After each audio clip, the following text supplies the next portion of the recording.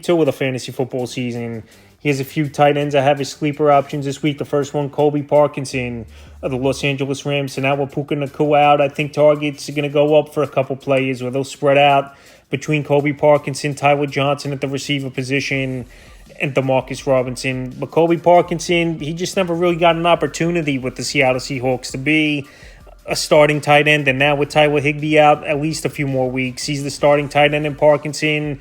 And week one, he went out there and had a pretty decent game, especially compared to some of the top tight ends that really didn't do much. He had 4 catches, 47 yards, is Colby Parkinson. And this week, like I said, where the target should up more with Puka Nacua out, a decent matchup at the Arizona Cardinals, who really can't stop anyone. We saw week one, the Bills went up and down the field.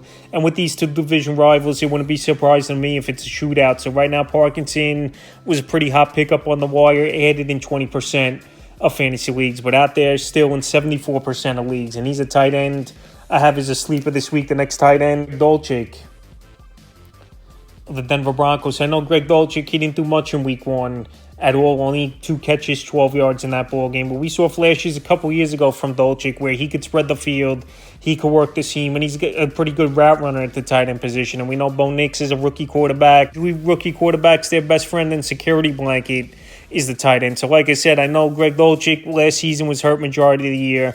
Week one, we didn't see much out of him. But this week, I think it's a decent matchup versus the Pittsburgh Steelers. What we saw last week, the Steelers shut everyone down in the passing game at the Falcons, besides Kyle Pitts, and found the end zone. So as a sneaky sleeper and someone who I think as the season goes on is going to have some fantasy value. Greg Dulcich's available in 98% of fantasy leagues, and he's a desperation play. But it wouldn't be surprising to me as well if he has some production. And the third and final tight end I have as a sleeper this week, Mike Gesicki of the Cincinnati Bengals. Mike Gesicki had a touchdown called back in week one where he couldn't hold on to it going to the ground. Cincinnati Bengal team, they don't want to fall 0-2 once again like they did last season. And it's a tough ball game at AFC rival the Kansas City Chiefs. So Mike Gesicki last week, like I said, 3 catches, 18 yards. But if he came down with that ball, he would have had a double-digit fantasy day in PPR leagues. So Gesicki, he's always had a high ceiling, but never made the most of his opportunities. Miami, he had one good year.